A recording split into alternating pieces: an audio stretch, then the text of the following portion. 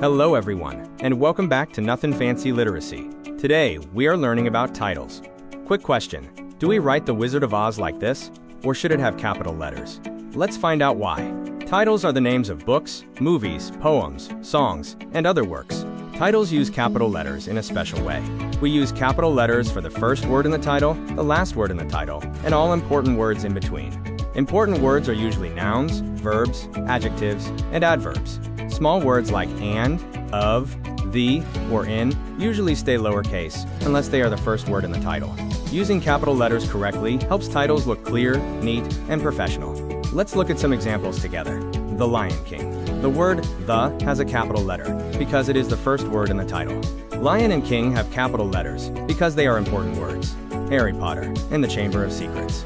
Harry, Potter, Chamber, and Secrets have capital letters because they are important words.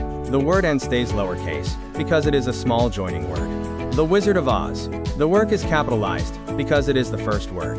Wizard and Oz are important words, so they have capital letters. The word of stays lowercase because it is a small connecting word. Now it's your turn. Pause the video here. Rewrite these titles using capital letters correctly. The Wizard of Oz, Charlie, and the Chocolate Factory. Pause the video now. Let's check the answers. The Wizard of Oz, Charlie and the Chocolate Factory. The and Charlie start with capital letters. Wizard, Oz, chocolate, and factory are important words, so they are capitalized.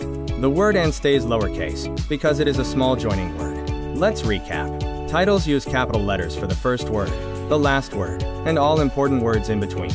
Small words like and, of, and they usually stay lowercase, unless they are the first word. Using capital letters correctly makes titles look clear and professional. Thanks for watching Nothing Fancy Literacy. Keep learning and practicing by watching our next grammar video on abbreviations.